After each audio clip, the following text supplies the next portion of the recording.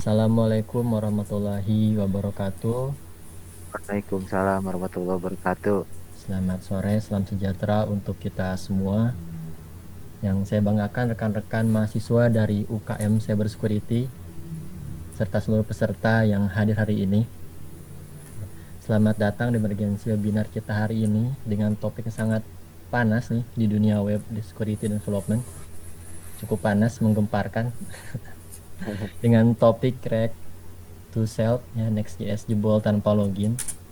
Penyelenggara webinar hari ini adalah UKM Cybersecurity TTS dengan durasi sekitar 60 menit. Ya. Perkenalkan, saya Yusuf, dosen Teknologi Informasi TTS, sekaligus rekan diskusi teman-teman semua dan memandu acara jalan ini. Oke, teman-teman, kenapa sih kita berkumpul hari ini? Jadi ceritanya sebelum webinar ini dimulai, di bulan November akhir ya Pak Regi ya, saya Ya, selaku November akhir, betul. selaku developer Next.js juga ya sudah jalan sekitar 1 tahun itu dapat surat dari BSSN, Badan Cyber Sandi Negara. Jadi kita dapat surat permintaan perbaikan Next.js ya karena ditemukan kerentanan, kalau tidak salah namanya CVE 2025 55182 gitu ya. Dan lumayan cukup resiko ya, 10.0 ya Pak Regi, itu sangat-sangat berbahaya Betul. sekali. Severity-nya tinggi nih. Nah, Poinnya tinggi banget hmm. sekornya. Dan itu memungkinkan kalau di React itu kita ada yang namanya client komponen dan server komponen. Nah, si hacker ini dia bisa eksplorasi sampai server komponen. Dan server komponen kalau bisa dieksplorasi, tentu dalamannya pun bisa dieksplorasi juga, database-nya ya, resource di server juga bisa dieksplorasi. Nah, hari ini kita akan membahas itu bagaimana caranya itu bisa dilakukan dan bagaimana cara untuk hacking-nya. Nah, untuk membedahnya teknik serangan ini saya juga didampingi oleh Mas Regi ya, selaku pembina UKM Cybersecurity TTS dan juga sekarang menjabat sebagai tenaga ahli di Skominfo Kota Tangsel. Oke. Selamat sore Mas Regi. Sore, Pak Ucup, siap. Udah siap Mas Regi? Ya, dikit-dikit lah, santai aja ya. Oke. Ngobrol sore Oke. aja kita, biasa. Nah, berlama-lama saya serahkan Serius aja. panglayar ini ke Mas Regi. Silakan Mas. Siap, terima kasih Pak Ucup. Dan rekan-rekan, izin Pak Agung, Prof. Ono, Pak Rektor, dan teman-teman sekalian yang Lanjut. tidak bisa saya sebutkan satu persatu. Luar biasa partisipasinya, banyak sekali ya. Alhamdulillah. Mohon izin saya share screen.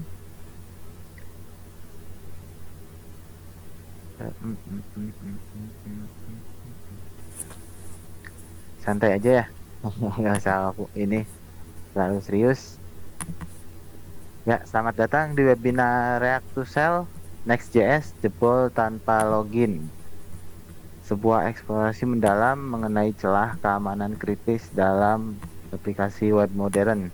Jadi framework modern yang hype, yang mulai banyak dipakai, migrasi yang PHP rata-rata sudah mulai banyak yang migrasi ke Next.js. Ternyata Next.js-nya memiliki kerentanan yang mengerikan.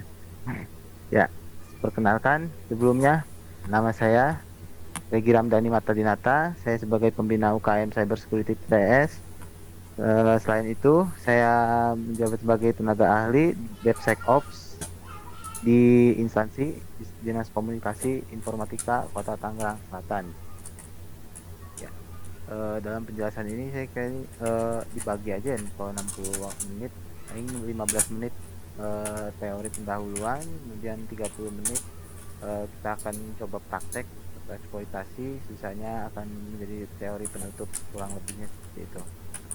Baik, langsung saja saya mulai. Buat yang pertama-tama baru paham ya, bug di kayak baru ikut di cyber security, bug-bug security, kemudian apa itu CPE mungkin kayaknya langsung next, tapi perlahan saya menjelaskan apa itu React to Cell. React to Cell adalah kerentanan remote code execution atau disingkat RCE, biasa disebut oleh para bug bounty, pentester, cyber security juga biasa menyebutnya remote code execution itu. Kemudian dia bug ini paling parah karena ditemukan dalam ekosistem React. Ini memungkinkan penyerangan untuk mengeksekusi kode dari jarak jauh tanpa perlu login atau autentikasi. Yang biasanya kalau server itu untuk mengakses shell script atau terminal sebuah server itu kan harus login ya, harus lewat SSH atau pakai out key, atau misalnya lewat cPanel, ada cPanelnya buat panel untuk masuk ke command line. Nah, bug di React to Shell ini tanpa login ke server, tanpa ada web panel atau untuk masuk ke command line, tapi memanfaatkan bug dari React to Shell React ini bisa memanfaatkan komponen dari properti React ini yang belum update ya, kebanyakan tuh komponen kemudian approach-nya yang banyak yang dipakai itu ternyata dia memiliki interaksi komponennya tuh langsung ke shell script-nya, langsung ke shell servernya, base command line-nya gitu, seperti itu. Setelah ini membuka pintu bagi eksekusi kode arbiter pada server yang rentan, bahkan tanpa proses autentikasi. Ini berarti menyerang dapat mengendalikan sistem atau server sepenuhnya. Nah, awalnya dari mana nih bug next atau React to Shell ini? Nah, awalnya itu sebuah report ke tim Meta yang diungkapkan oleh Lachlan Davidson pada 29 November, pada akhir banget. Kemudian dipublikasikan setelah di patch, kemudian hasil patchnya dipublikasikan pada 3 Desember oleh React developer dan Vercel. Kemudian nah root cause-nya ini dia kan dari prototype pollution, manipulasi objek prototype global, biasa yang sering pakai komponen-komponen, mungkin udah biasa paham ya, prototype pollution, function constructor, self referencer. Kemudian itu memanfaatkan menjadi siklus eksploitasi yang berulang seperti itu. Kemudian mekanisme exploit React to Shell ini awalnya itu biasanya teknik serangannya itu awalnya contoh misalnya dari form input, selain form input ada juga file upload, misalnya boundary gitu, kemudian file data binary, ataupun yang sifat inputnya itu JSON atau deseleratisasi, kemudian dikirimkan requestnya, disisipkan pada JSON itu sebuah komponen JS-nya itu, saya sebutnya itu pilot, biar singkatnya itu pilot, yang berisikan function execution. Melalui manipulasi penyerangan dapat memicu eksekusi fungsi arbiter di sisi server. Kemudian setelah ini dieksekusi di request, kemudian server melakukan merespon kode tersebut, sehingga fungsi yang dieksekusi kemudian digunakan menjalankan perintah sistem operasi yang diinginkan oleh penyerang, yang memungkinkan pengambilan alih penuh terhadap lingkungan server yang dampak. Jadi mau curl atau get atau perintah CLI biasanya itu langsung terinput dan langsung tereksekusi, hanya memanfaatkan dari form input, file upload, dia memanipulasi di deserialization-nya gitu, deserializasi, kemudian masukkan komponen, menjadikan prototype pollution, kemudian disisipkan function eksekusi, misalnya exec, since, tanda kurung seperti itu, kemudian cat, etc, passwd, biasanya keseringannya gitu, atau echo atau dan lain-lain. tidak berlama-lama, biar tidak yang baru baru ikut mungkin atau yang biar nggak mengawam-ngawam, React to Sell tuh seperti apa gitu. Saya langsung demonstrasikan biar pemahamannya ikut bisa saling memahami, bisa kebayang gitu. Ini tuh apa gitu, istilah-istilahnya. Sebentar, saya share screen.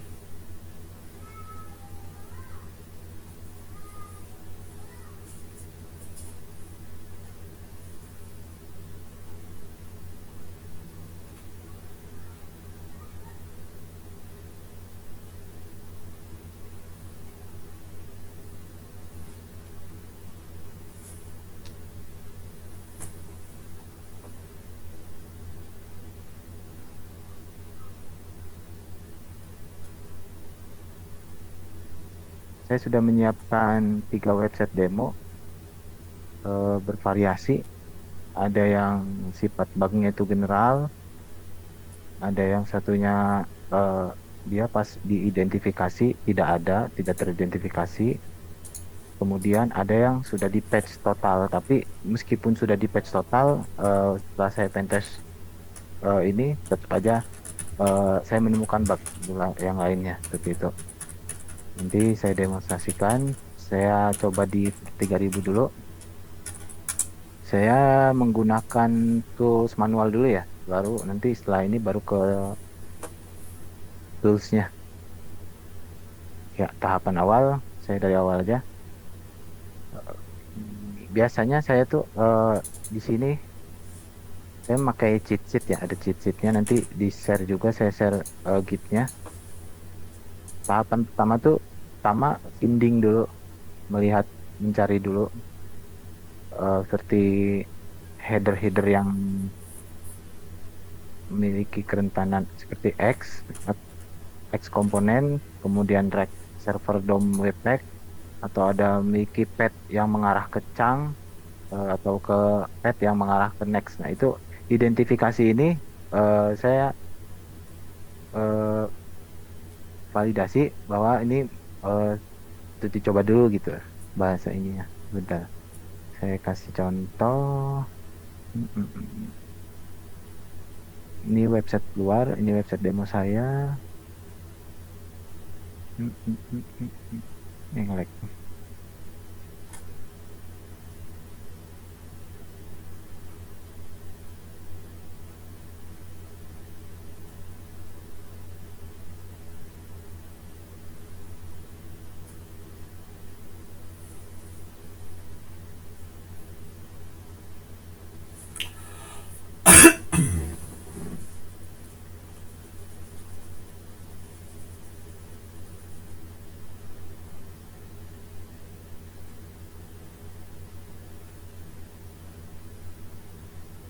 Identifikasi pertama bisa mudah, ini agak nge-lag ya. Bentar. Nah, bisa melalui inspect elemen.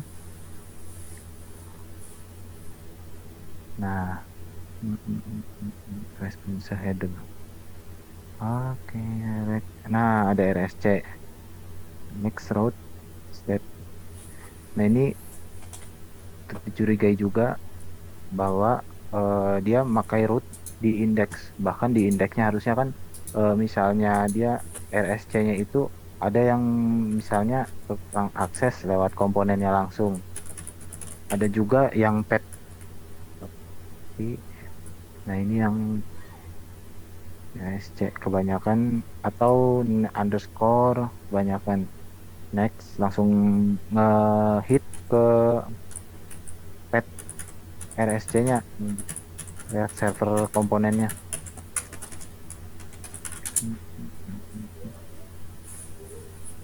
Ya, ini beda-beda. Coba pertama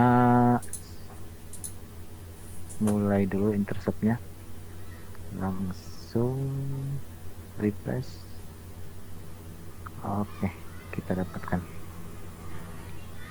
pilot yang pertama. Saya ikutin cheat sheet aja biar teman-teman bisa memakai juga cheat sheet yang saya kumpulkan buat dari testing berbagai website, berbagai macam WAF atau metode-metode yang ada yang bisa, ada yang pakai base 64, macam-macam ya. Di sini sudah saya kumpulkan semua di sini. Saya tes dulu. Guys, dulu. Hmm, hmm, hmm, hmm. Jangan dulu. Hmm, hmm, hmm, hmm, hmm. Hmm. Saya repeater dulu nih.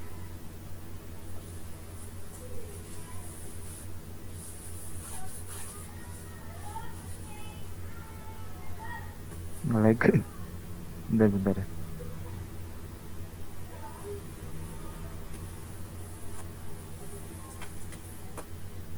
Mohon maaf sebentar.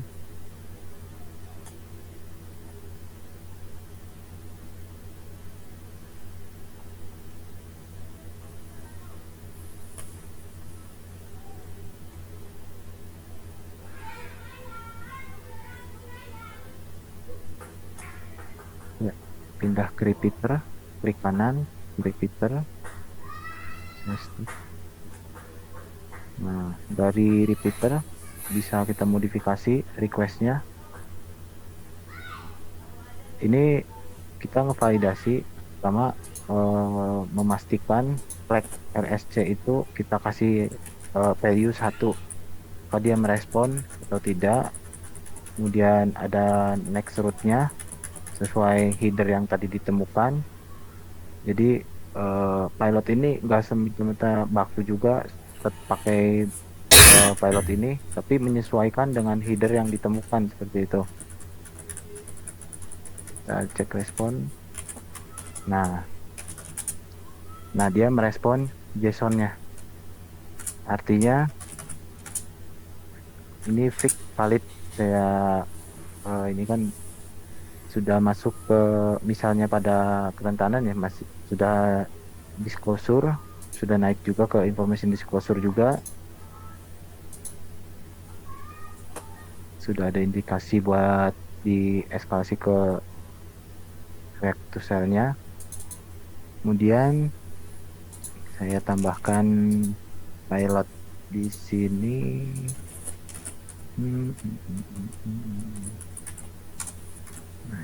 Nah.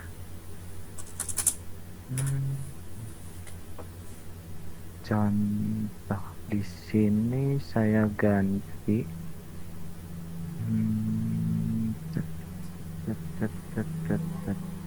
Nah, karena sesuai pada ini ya, dia memanfaatkan form request yang sudah ada. Di sini kan ada form login.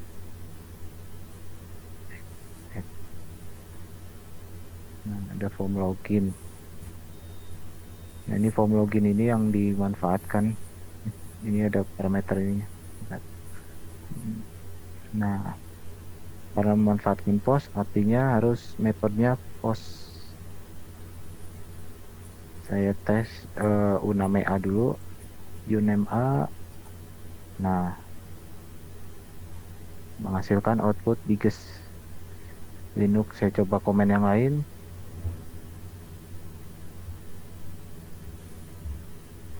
Ya, mengeluarkan output. Artinya valid remote code execution. Nah, ini komponen-komponen yang tadi disebutkan. Jadi functionnya, nah ini seksi untuk mengeksekusi env. Kemudian prototype pollutionnya, propertinya itu di dalam prototype. Ini kalau misalnya diturunkan pakai JSON, sebenarnya JSON formatnya, cuma sering ngebug juga di bulk suite-nya. Jadi saya RNRF-nya itu CRLF ini biasanya tuh encoding new line-nya itu yang sering ngebug, jadi saya gabungkan. Kemudian deserialisasinya ada di boundary ini, form data, form inputnya ya, dia tuh kan jadi name, form data di name. visual function dari prototype. Nah, yang kedua, tadi kan di sini eh, pas di get untuk identifikasi memunculkan eh, React ERSC, kemudian React Server Komponen kita kasih value 1, memunculkan output eh, untuk indikasi pertama. Nah, di website yang kedua ada salah satu juga website yang saya kasih seperti sama identifikasi yang sama itu tidak muncul, tetapi kalau pas saya eksekusi pilotnya langsung dia akan muncul. Kita coba langsung.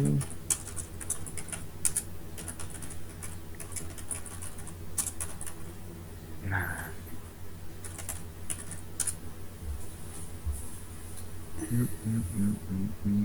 di intercept on, kita refresh websitenya, masukkan ke repeater, matikan intercept, kita cek. Nah,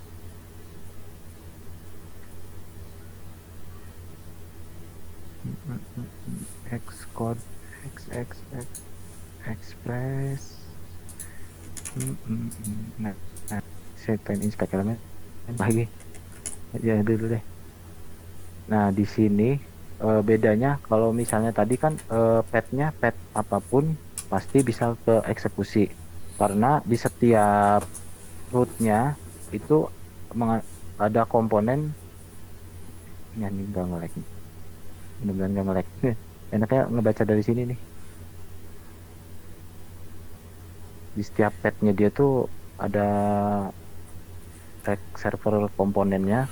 Jadi setiap root kalau di Laravel kan root tidak komponennya hanya berjalan di backend, tapi dia secara arbiter malah mengeluarkan bisa dideserialisasi dari luar.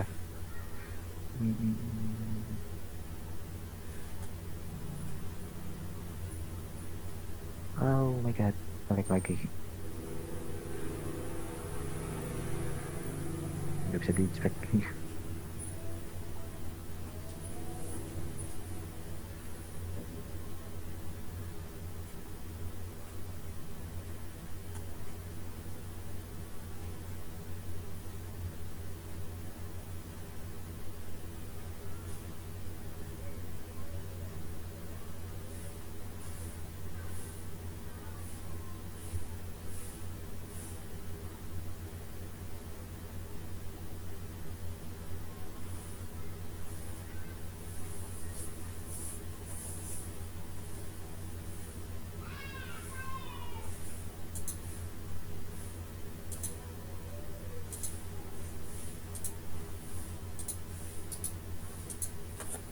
Oke, mohon maaf ya. Kayaknya Mas Redi ada kendala di laptopnya. Maaf teman-teman, tadi ada crash. Sebenarnya di Chromium-nya itu saya kan masang extension di Chromium, ternyata tidak support. Saya pakai browser yang lain buat ininya. Sebentar saya share lagi.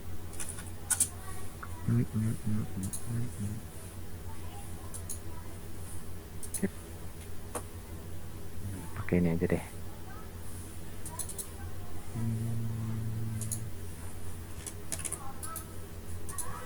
Ini website luar ya. Pas ada history saya. Apa deh. Sebentar. Pinjam dulu. Nah, dia setiap rootnya dia memanggil R- React server komponen. Jadi maupun mau di artikel, berita ataupun apapun, dia itu bisa di RCE semua. Kalau biasanya kan RCE itu kan hanya di pet tertentu kayak di Laravel tuh di incognition executionnya atau di debug barnya gitu. Hanya di pet tertentu atau endpoint tertentu. Tapi direct ini di semua pet bisa diinjeksi. Nah, karena eh, dari ini nih bisa kita lihatnya tuh setiap pet dia langsung manggil ke RSC, remote server, rack server komponennya. Sebentar. Hmm, hmm, hmm, hmm. Nah, ini benar ada extension juga nih buat identifikasi cepet banget. Ini nggak bisa karena forbidden.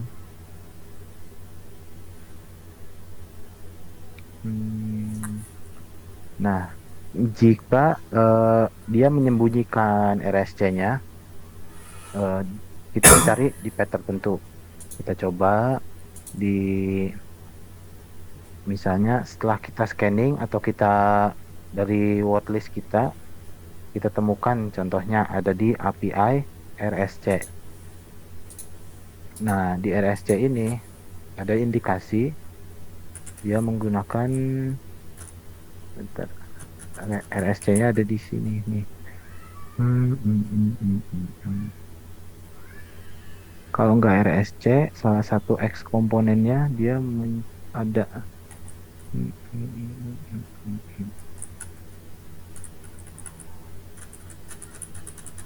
404 medium tim. Kita langsung coba open browser. Tidak mungkin menutup kemungkinan langsung bisa dieksekusi saja. Ini ya, kita repeater matikan tes. Nah, ini kalau kita kasih pilot untuk identifikasi pertama dari cheat sheet. Sedangkan yang pertama itu pas masukin pilot pertama header test itu langsung merespon di sini. Tidak ini karena di patch. Tapi kalau misalnya saya langsung eksekusi oleh pilot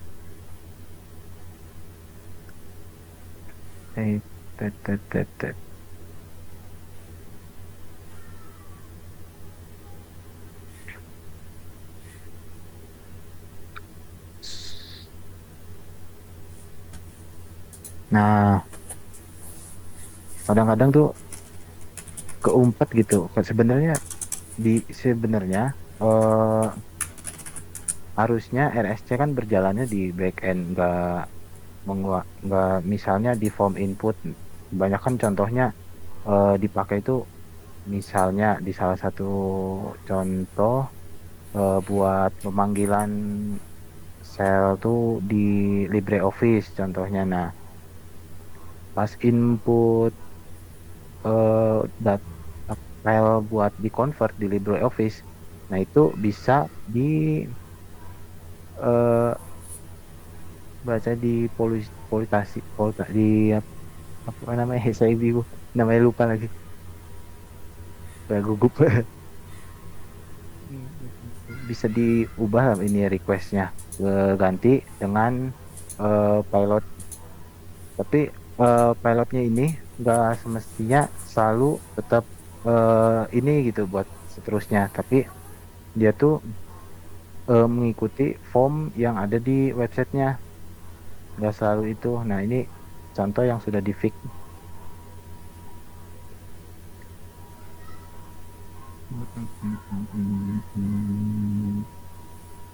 Ini contoh yang sudah di fixing. Ini ngeluarin ini ya, komen UMI.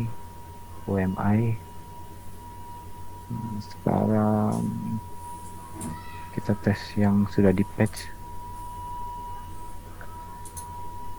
repeater.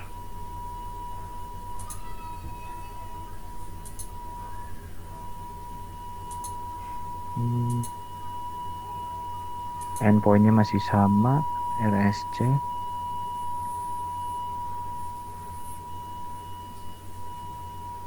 Nah, fixing yang dilakukan tuh dia udah menjalankan RSC-nya secara backend, tidak mengeluarkan di inputnya tadi, di form request-nya tadi. Jadi di form request hanya mengirimkan ke backend. Jadi si backend gak mengeluarkan output, hanya prosesnya itu berjalan di backend saja. Harusnya seperti itu. Biasanya sih dipakai ya kayak misalnya pemanggilan JSON misalnya ke database, ataupun output yang memakai sel kayak status dari LibreOffice apakah convertnya berhasil atau tidak. Nah itu kan berarti kan mengeluarkan output dari sel esek tersebut. Nah itu bisa juga tuh dimanipulasi dari requestnya tersebut, diubah.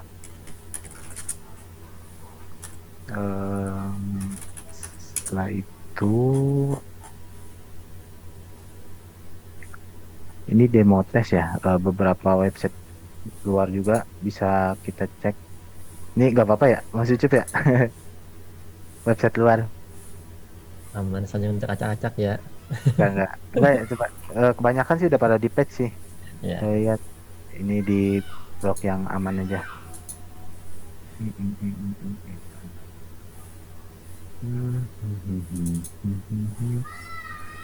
hmm, hmm. Contohnya ini aja deh, yang sudah saya copy.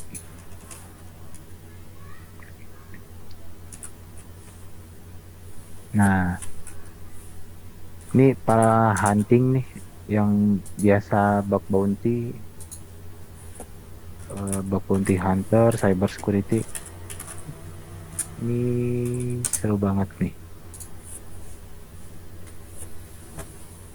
Saya ada bantuan tools ekstensi. Nanti saya share juga tools yang saya pakai. Nah ini sama pilot RSC kita kasih value 1. Nah ini nih. Ini kebetulan nih masih kebuka. Outputnya masih sama, mengeluarkan JSON RSC React to Shell-nya.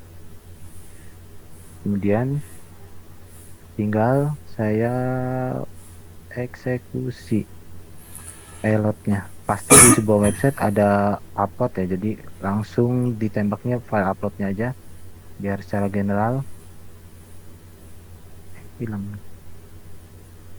Bisa pakai yang sama 3000.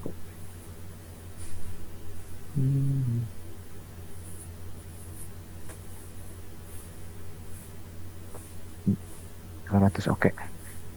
200 oke tapi masih munculkan reaknya karena belum diubah jadi post. Nah, berarti ini udah di patch nih.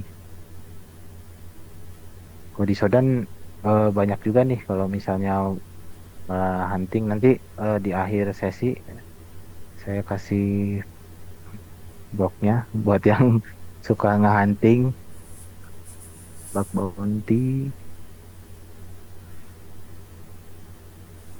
Hmm.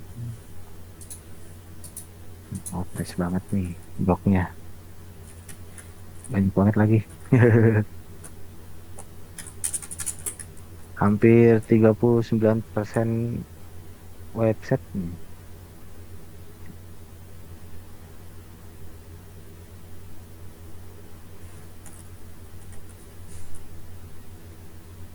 Seringnya tuh React pada di front end tuh lumayan juga, di API juga lumayan, jadi ya lumayan banyak juga jadi bug ini hampir. Nah ini kena juga nih, detected ada next di headernya. Kita cek React-nya merespon juga satu JSON-nya. Kita cek vulnerability sending.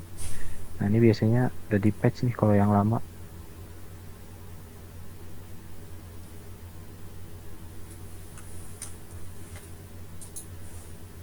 Ini biasanya ngakalinnya misalnya ketemu yang forbidden itu bisa juga kita tracing satu persatu dari misalnya lewat tracing manual melalui curl. Contoh ini misalnya pilot keseluruhan langsung forbidden. Kita coba satu persatu functionnya. Siapa tahu dia ngefilter di WAF-nya dia seperti child process, kemungkinan child process di kita tes child process apakah forbidden, ternyata masih forbidden. Nah itu buat identifikasi juga, misalnya buat merubah pilot ini, maka pilot ini enggak jadi baku selalu pilot ini di cheat sheet ini tetap ini karena lama menyesuaikan dari header kemudian metode postnya tersebut kedua, misalnya dia sudah nge-patch tapi ada function alternatif lain seperti itu. Contohnya proto dia kan di filter tidak boleh seperti itu. Ada yang request menggunakan proto langsung. Kegedean nih. Nah, sebenarnya ada Krylik, ada konstruktor bisa diganti kita bypass on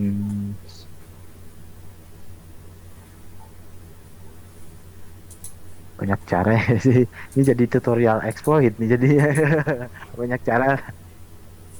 Intinya sih yang biasanya pet execution RCE itu adanya di pet tertentu, tapi di RCE ini, nah biasanya di pet tertentu, tapi di RCE ini bisa semua pet itu bisa diinjeksi.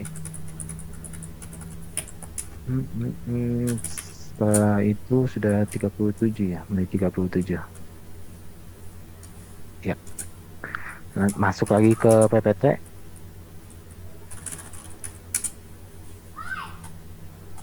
Jadi setelah demonstrasi tadi, kita mendapat gambaran ya, alur tahapan untuk validasi Rack to Cell. Misalnya di teman-teman ada yang memiliki website atau ada yang ada yang mengelola atau bekerja di instansi atau di perusahaan yang menggunakan frameworknya itu Next.js atau React. Nah, itu bisa dicoba juga.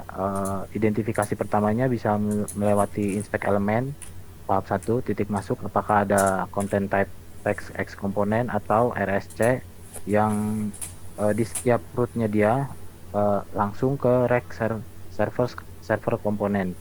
Kemudian misalnya RSC-nya ada di salah satu pet atau di semua pet, bahkan di semua pet itu RSC-nya terpanggil.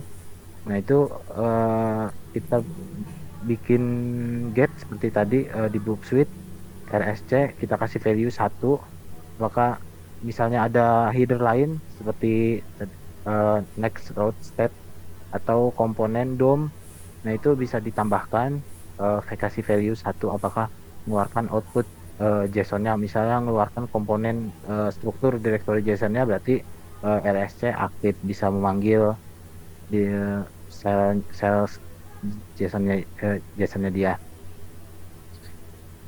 Kemudian tahap ketiga melakukan injeksi React server komponennya. Seperti tadi membuat pada protonya atau di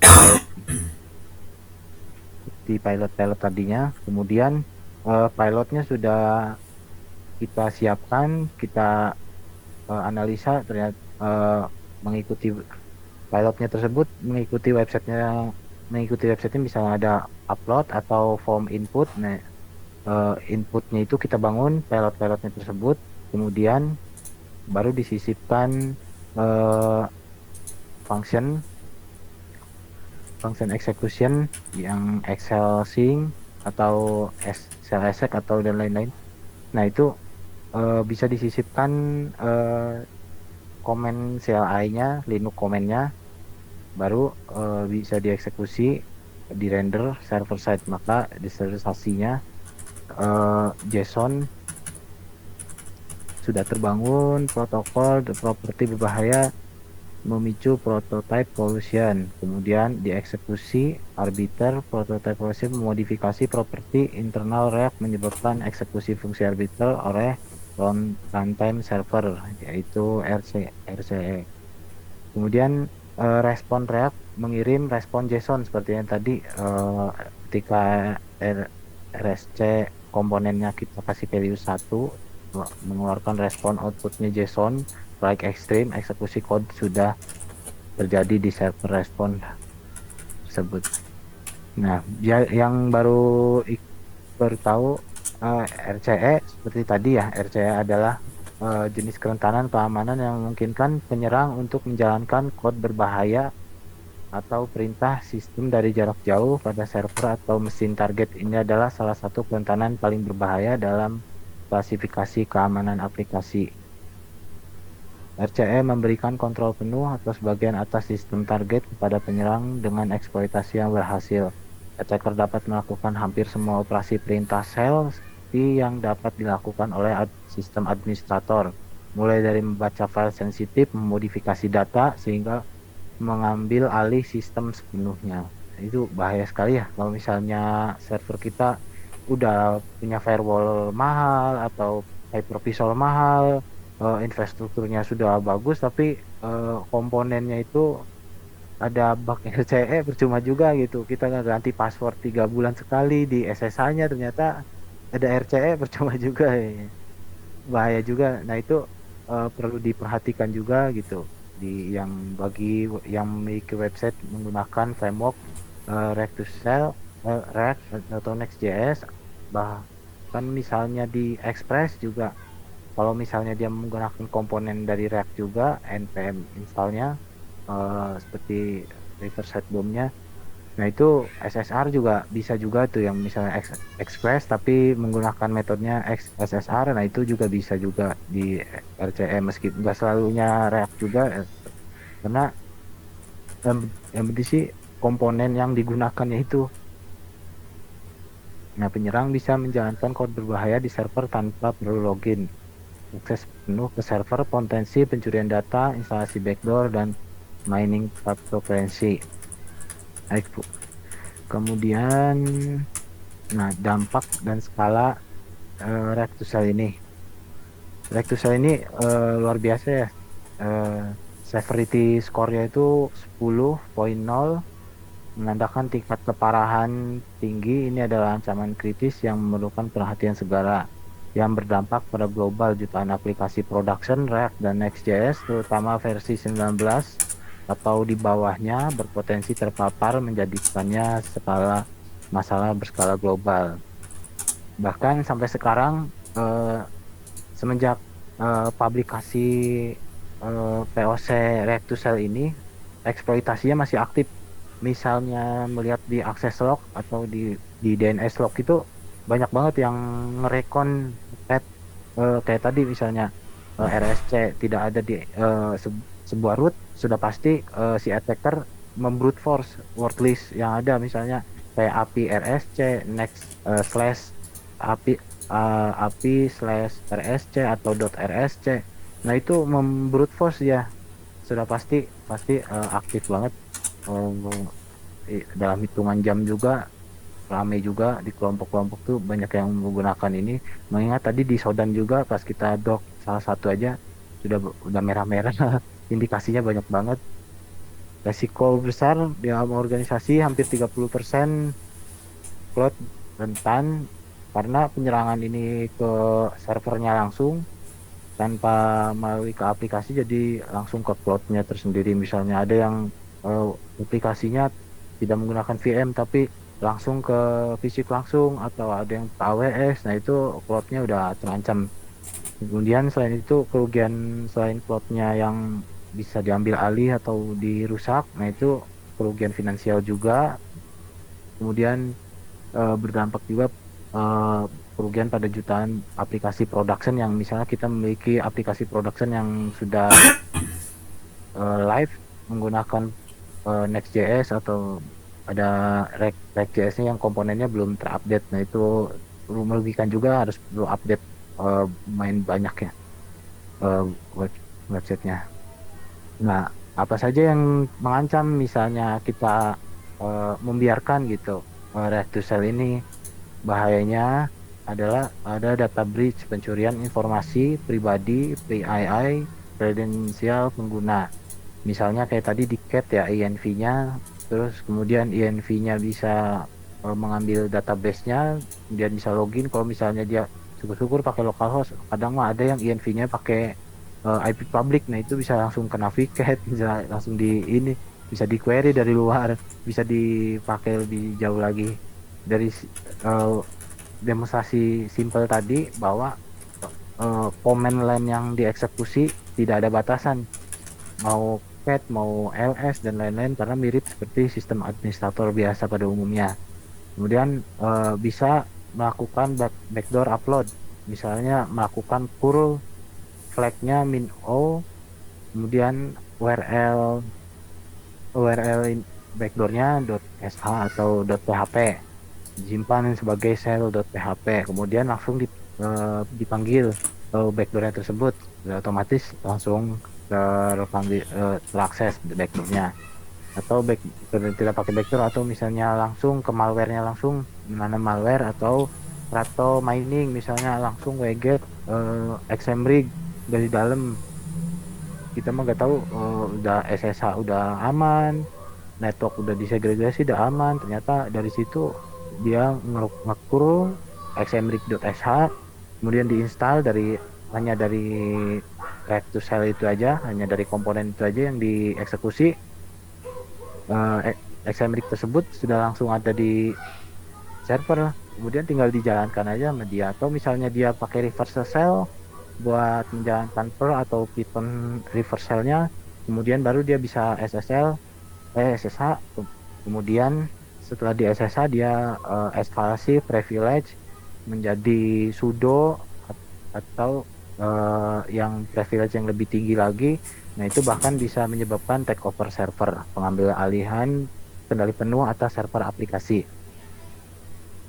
Banyak yang tidak menyadari ya, di programmer developer mengira bahwa halaman-halaman kayak halaman statis, halaman login, kontak form, register, login up, index.php aja, homepage yang pertama yang tadi kita demonstrasikan itu ternyata bisa di RCE karena di rootnya itu memanggil komponen React server komponennya itu. Jadi nggak semestinya nggak hanya pet komponen yang terekspos di RCE lainnya, tapi di Rectusel ini hampir semua page bisa di RCE.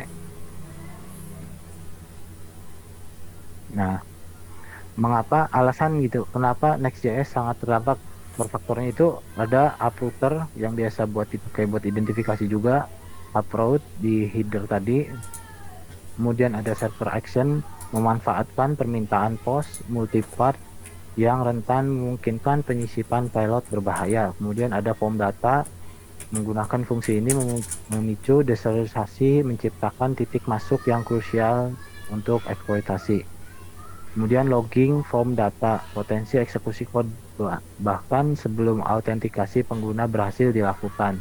X komponen header content ini secara tidak sengaja membuka permukaan eksploitasi yang lebih mudah bagi penyerang.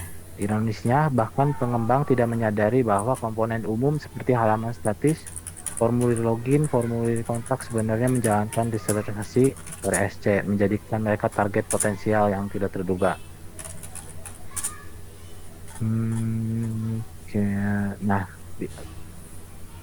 yang cara kerja eksploitasi Rectusel ini, pertama unset deserialisasi, biasanya yang lupa divalidasi, form postnya itu tidak divalidasi. Misalnya ada contoh, misalnya formnya itu datanya contoh nama, responnya juga hanya nama. Nah, ini mah dia deserialisasinya, misalnya requestnya nama diubah menjadi prototype atau child atau SXL gitu, di responnya juga ikut SXL, harusnya di responnya harus mengikuti misalnya inputnya itu name, ya hanya name aja yang diterima. Nah, itu bisa memvalidasi di situ.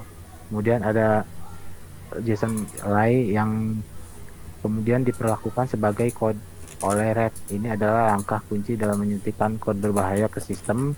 Ini sudah tingkat ke komponennya. Kemudian ada switch hijack fungsi. Dengan cerdik, penyerang melakukan hijack fungsi internal chunk prototype dan functionnya. Ini memungkinkan mereka untuk mengendalikan alur eksekusi yang menjalankan kode mereka sendiri.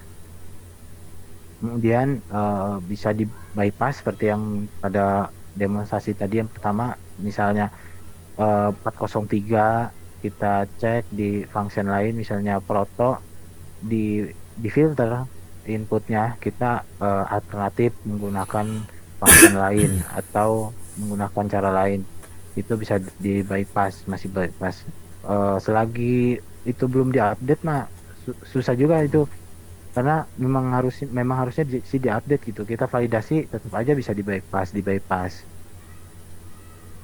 permukaannya kritis. Nah, versi dan komponen yang rentan misalnya di website teman-teman ada yang memiliki server komponen yang versi 9.0, 1.0, 19.11, dan 19.2.0. Kemudian menginstal npm-nya itu React Server DOM Webpack, React Server DOM Vercel, React Server DOM Turbo Pack. Nah, itu harus segera diperbaiki, dicek, harus segera diupdate. Framework pada Next.js-nya adalah Next.js 15 dan 16, terutama menggunakan app route. Banyak juga yang menggunakan app route di Next.js. Masalahnya tidak divalidasi. Kemudian kita next. Attack surface next. Nah, mengapa kerentanan ini berbahaya? Pertama, tidak butuh autentikasi. Serangan dapat dilakukan sial pengguna atau sesi yang sah. Kemudian tanpa interaksi pengguna, eksploitasi tidak memerlukan tindakan aktif dari pengguna seperti mengklik paut mengunduh tanpa interaksi, tanpa phishing, tanpa effort lebih, hanya menyisipkan payload pada post metode aja sudah menjalankan eksekusi. Sangat mudah sekali. Kemudian request normal yang, nah ini sulit banget nih dideteksi di firewall karena requestnya itu seperti normal, karena kayak kita memblok fungsi, misalnya post method kita blok aja requestnya gitu yang menggunakan shell atau ini. Lama React ini sebenarnya berjalannya seperti normal, dibaca di firewall atau access log.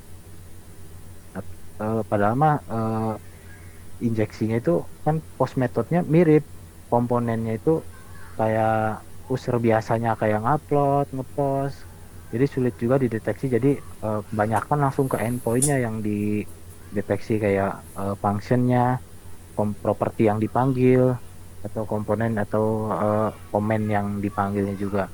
Nah, itu biasanya itu yang difilter kalau misalnya sudah diupdate. Tapi setelah diupdate kita apalagi nih ngamanin, takutnya masih ada bugnya, itu pasti filteringnya dijalankan. Kemudian bagaimana cara mendeteksi React to Cell, indikator compromise, pencarian pola serangan yang diketahui dalam log sistem Anda. Nah, ini misalnya di website teman-teman ada yang menggunakan Next.js atau React.js. Nah, ini cara deteksi React to Cell, apakah pernah ke attack atau belum. Nah, itu deteksinya nih bisa dari access log, dari Apache atau Nginx-nya. Kemudian bisa ada log aneh ditemukan, kayak postnya itu ke multipart, ke next action, atau memanggil pas kebanyakan ya Apache itu loggingnya masih pada default. Harusnya sih dinyalakan tuh request datanya, biar setiap user yang melakukan post itu multipart form data dan inputnya itu log semua, kesimpan semua di log.